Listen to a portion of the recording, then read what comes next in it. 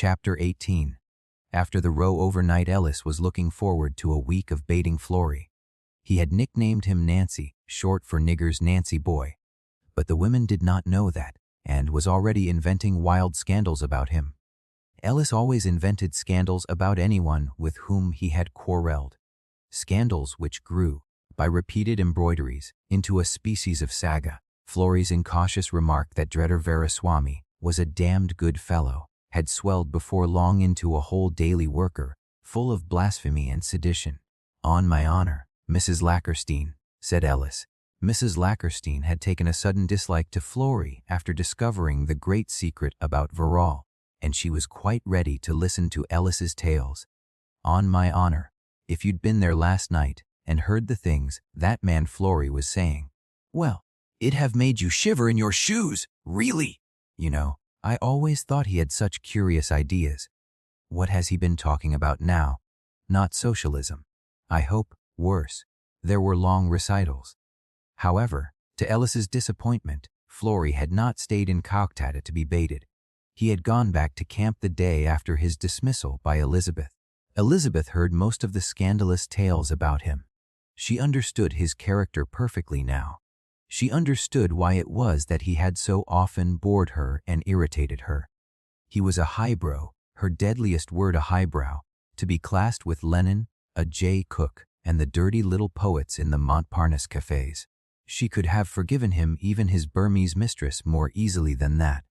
Flory wrote to her 3 days later, a weak, stilted letter, which he sent by hand. His camp was a day's march from Calcutta. Elizabeth did not answer.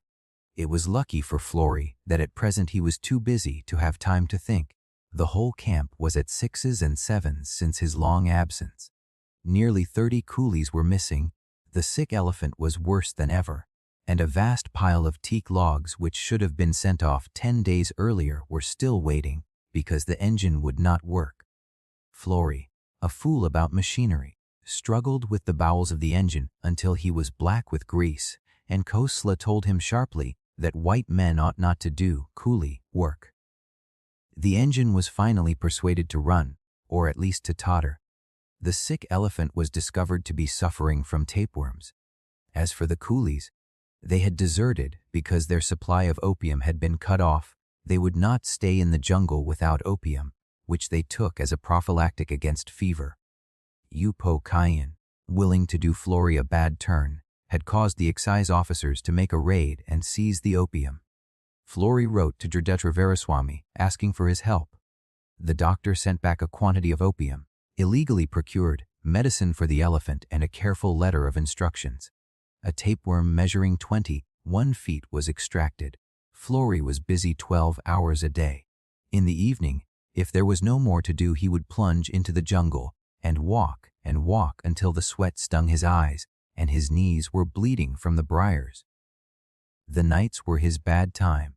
The bitterness of what had happened was sinking into him, as it usually does, by slow degrees.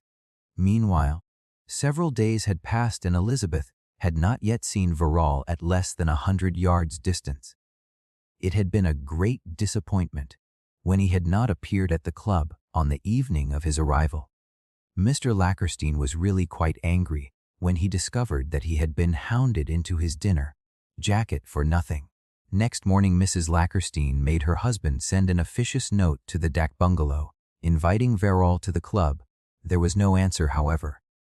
More days passed, and Verrall made no move to join in the local society.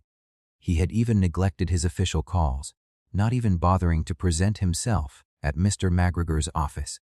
The Dak bungalow was at the other end of the town, near the station, and he had made himself quite comfortable there. There is a rule that one must vacate a Dak bungalow after a stated number of days, but Verrall peaceably ignored it. The Europeans only saw him at morning and evening on the Maidan. On the second day after his arrival, 50 of his men turned out with sickles and cleared a large patch of the Maidan, after which Verrall was to be seen galloping to and fro, practicing polo strokes. He took not the smallest notice of any Europeans who passed down the road. Westfield and Ellis were furious, and even Mr. McGregor said that Verrall's behavior was ungracious. They would all have fallen at the feet of a Lieutenant the Honorable if he had shown the smallest courtesy. As it was, everyone except the two women detested him from the start. It is always so with titled people. They are either adored or hated. If they accept one, it is charming simplicity. If they ignore one, it is loathsome snobbishness. There are no half measures. Verrall was the youngest son of a peer, and not at all rich, but by the method of seldom paying a bill until a writ was issued against him, he managed to keep himself in the only things he seriously cared about: clothes and horses. He had come out to India in a British cavalry regiment and exchanged into the Indian Army because it was cheaper and left him greater freedom for polo. After 2 years, his debts were so enormous that he entered the Burma military police, in which it was notoriously possible to save money. However, he detested Burma. It is no country for a horseman, and he had already applied to go back to his regiment. He was the kind of soldier who can get exchanges when he wants them. Meanwhile, he was only to be in Calcutta for a month, and he had no intention of mixing himself up with all the petty sahublog of the district. He knew the society of those small Burma stations, a nasty, poodle, faking, horseless riffraff. He despised them. They were not the only people whom Verrall despised, however. His various contempts would take a long time to catalogue in detail. He despised the entire non-military population of India, a few famous polo players excepted. He despised the entire army as well, except the cavalry. He despised all Indian regiments, infantry and cavalry alike. It was true that he himself belonged to a native regiment, but that was only for his own convenience. He took no interest in Indians, and his Urdu consisted mainly of swear words, with all the verbs in the third-person singular. His military policemen he looked on as no better than coolies. "Christ, what God-forsaken swine!" he was often heard to mutter as he moved down the ranks inspecting, with the old subadar carrying his sword behind him. Verrall had even been in trouble once for his outspoken opinions on native troops. It was at a review, and Verrall was among the group of officers standing behind the general. An Indian infantry regiment approached for the march past. "Rifles," somebody said. "And look at it," said Verrall in his surly boy's voice. The white-haired colonel of the Rifles was standing near. He flushed to the neck and reported Verrall to the general. Verrall was reprimanded, but the general, a British Army officer himself, did not rub it in very hard. Somehow, nothing very serious ever did happen to Verrall, however offensive he made himself. Up and down India, wherever he was stationed, he left behind him a trail of insulted people, neglected duties, and unpaid bills. Yet the disgraces that ought to have fallen on him never did. He bore a charmed life, and it was not only the handle to his name that saved him. There was something in his eye before which duns, Burra Mem Sahibs, and even colonels quailed. It was a disconcerting eye, pale blue and a little protuberant, but exceedingly clear. It looked you over, weighed you in the balance, and found you wanting in a single cold scrutiny of perhaps 5 seconds. If you were the right kind of man, that is, if you were a cavalry officer and a polo player, Verrall took you for granted and even treated you with a surly respect. If you were any other type of man whatever, he despised you so utterly that he could not have hidden it even if he would. It did not even make any difference whether you were rich or poor, for in the social sense he was not more than normally a snob. Of course, like all sons of rich families, he thought poverty disgusting and that poor people are poor because they prefer disgusting habits. But he despised soft living, spending, or rather owing, fabulous sums on clothes. He yet lived almost as ascetically as a monk. He exercised himself ceaselessly and brutally, rationed his drink and his cigarettes, slept on a camp bed in silk pajamas, and bathed in cold water in the bitterest winter. Horsemanship and physical fitness were the only gods he knew. The stamp of hoofs on the maiden, the strong, poised feeling of his body, wedded centaur-like to the saddle, the polo, stick springy in his hand. These were his religion, the breath of his life. The Europeans in Burma, boozing, womanizing, yellow-faced loafers, made him physically sick when he thought of their habits. As for social duties of all descriptions, he called them poodle, faking and ignored them. Women he abhorred. In his view, they were a kind of siren, whose one aim was to lure men away from polo and enmesh them in tea, fights and tennis parties. He was not, however, quite proof against women. He was young, and women of nearly all kinds threw themselves at his head. Now and again he succumbed. But his lapses soon disgusted him, and he was too callous when the pinch came to have any difficulty about escaping. He had had perhaps a dozen such escapes during his 2 years in India. A whole week went by. Elizabeth had not even succeeded in making Verrall's acquaintance.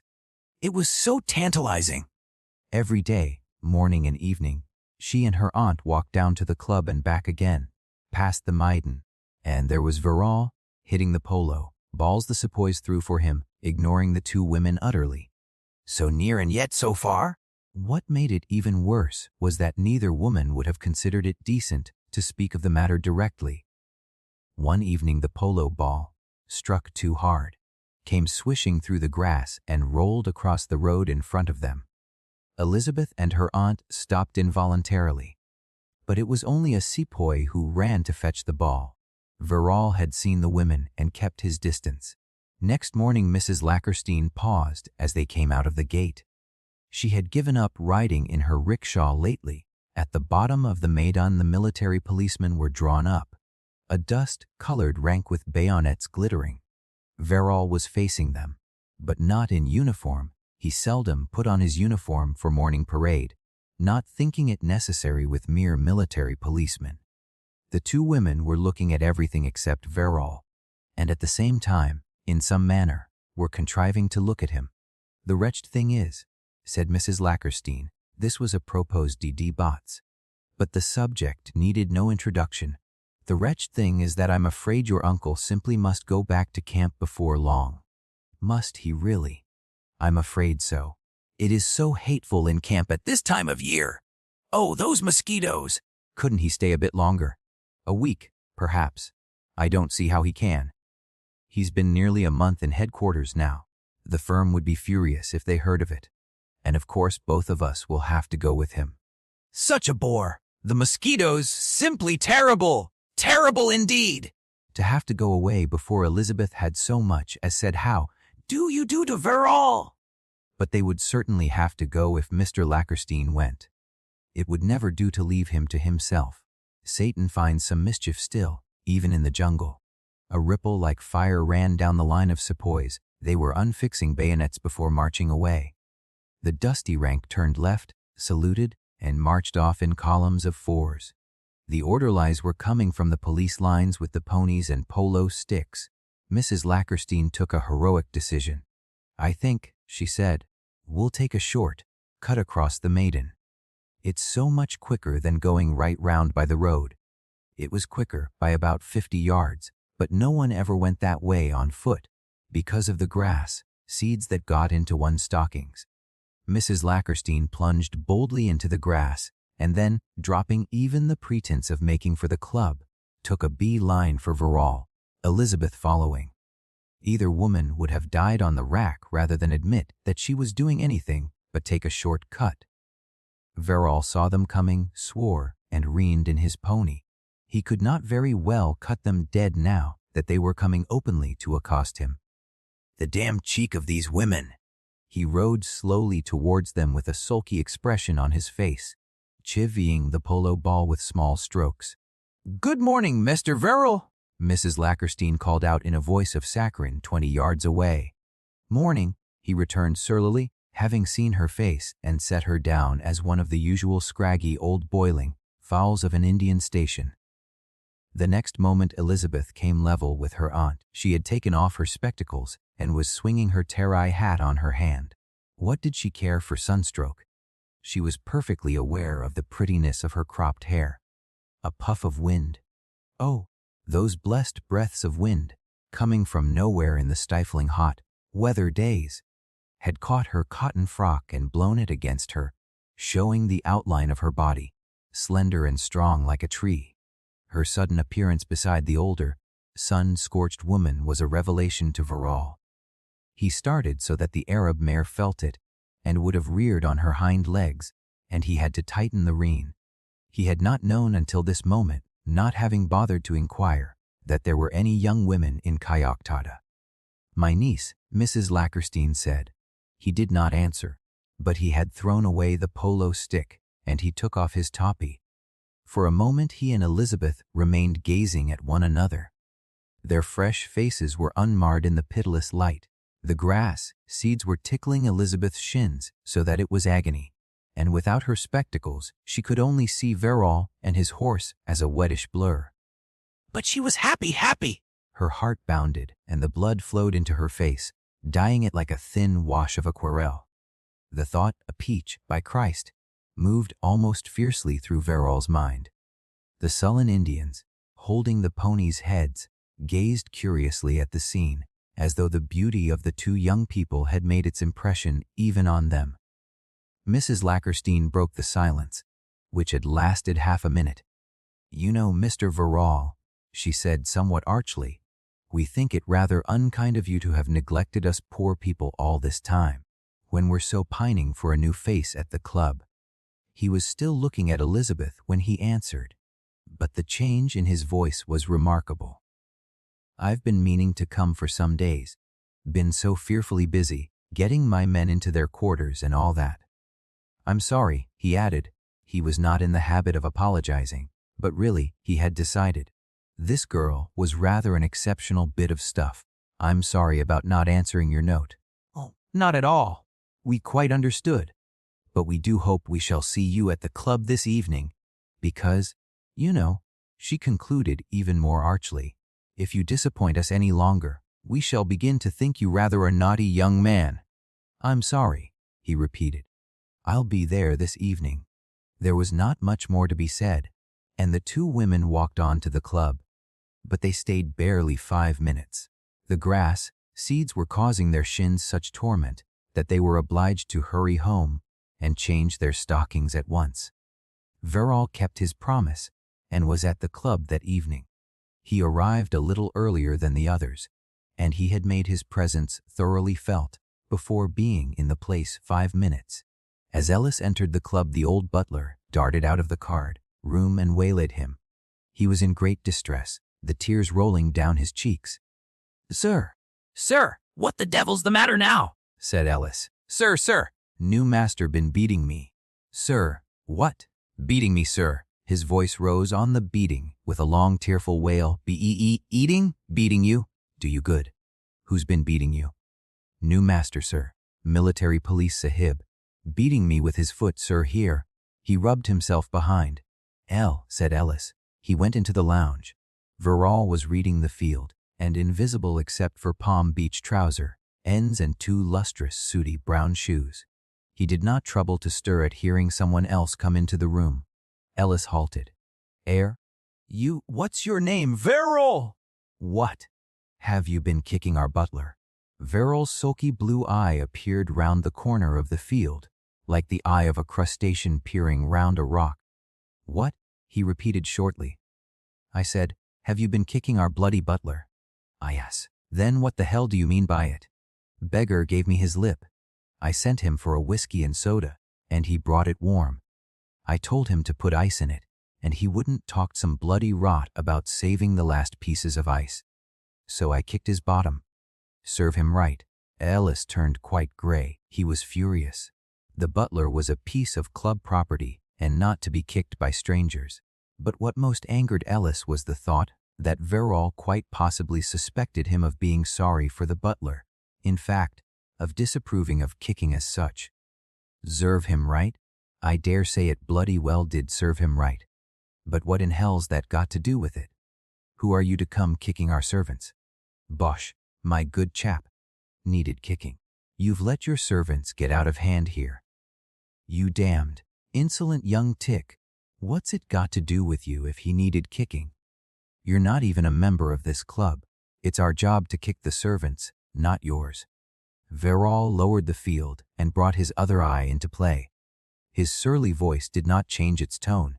He never lost his temper with a European. It was never necessary. My good chap, if anyone gives me lip I kick his bottom. Do you want me to kick yours? All the fire went out of Ellis suddenly. He was not afraid.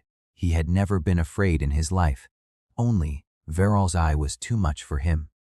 That eye could make you feel as though you were under Niagara. The oaths wilted on Ellis's lips. His voice almost deserted him. He said querulously and even plaintively, "But damn it, he was quite right not to give you the last bit of ice.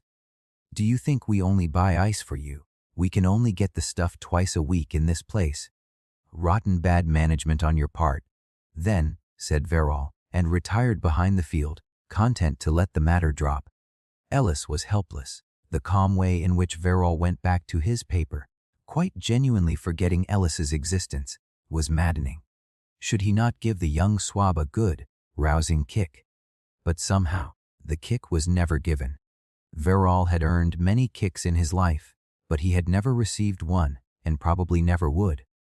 Ellis seeped helplessly back to the card room to work off his feelings on the butler, leaving Verrall in possession of the lounge.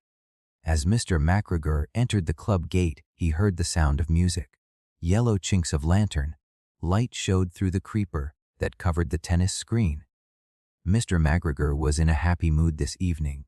He had promised himself a good, long talk with Miss Lackerstein, such an exceptionally intelligent girl, that too, and he had a most interesting anecdote to tell her. As a matter of fact, it had already seen the light in one of those little articles of his in Blackwoods, about a dacoity that had happened in Segang in 1913.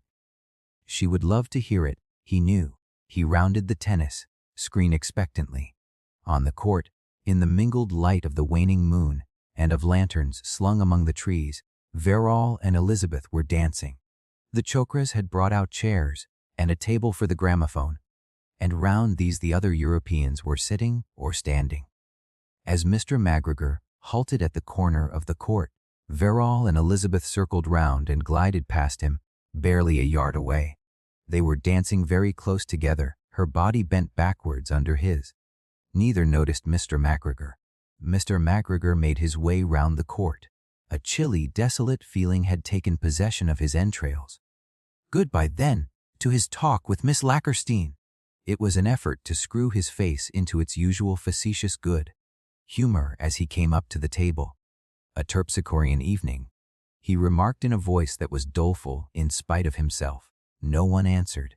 They were all watching the pair on the tennis court. Utterly oblivious of the others, Elizabeth and Verrall glided round and round, round and round, their shoes sliding easily on the slippery concrete. Verrall danced as he rode, with matchless grace. The gramophone was playing "Show Me the Way to Go Home," which was then going round the world like a pestilence and had got as far as Burma. "Show me the way to go home. I'm tired and I want to go to bed. I had a little drink 'bout an hour ago, and it's gone right to my head," etc. The dreary, depressing trash floated out among the shadowy trees, and the streaming scents of flowers over and over again. For Mrs. Lackerstein was putting the gramophone needle back to the start when it neared the center. The moon climbed higher, very yellow, looking, as she rose from the murk of dark clouds at the horizon, like a sick woman creeping out of bed. Verrall and Elizabeth danced on, indefatigably, a pale voluptuous shape in the gloom. They moved in perfect unison like some single animal. Mr. MacGregor, Ellis, Westfield, and Mr. Lackerstein stood watching them, their hands in their pockets, finding nothing to say. The mosquitoes came nibbling at their ankles. Someone called for drinks, but the whiskey was like ashes in their mouths. The bowels of all four older men were twisted with bitter envy. Verrall did not ask Mrs. Lackerstein for a dance, nor, when he and Elizabeth finally sat down, did he take any notice of the other Europeans.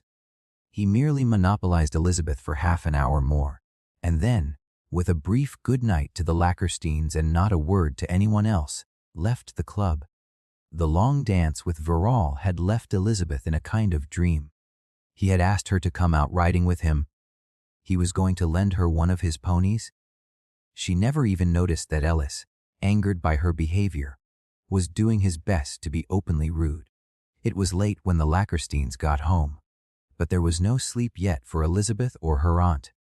They were feverishly at work till midnight. shortening a pair of Mrs. Lackerstein's jodhpurs and letting out the calves to fit Elizabeth. "Hope, dear, you can ride a horse," said Mrs. Lackerstein. Oh, of course. "I've ridden ever such a lot.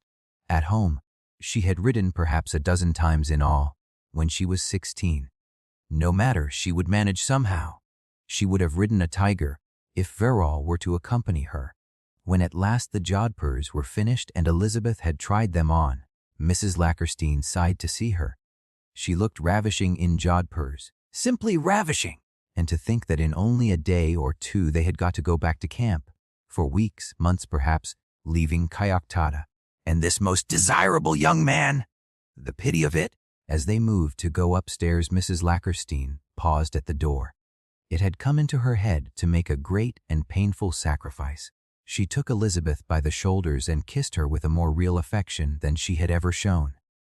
"My dear, it would be such a shame for you to go away from Kayaktada just now." "It would. Rather. Then I'll tell you what, dear. We won't go back to that horrid jungle. Your uncle shall go alone.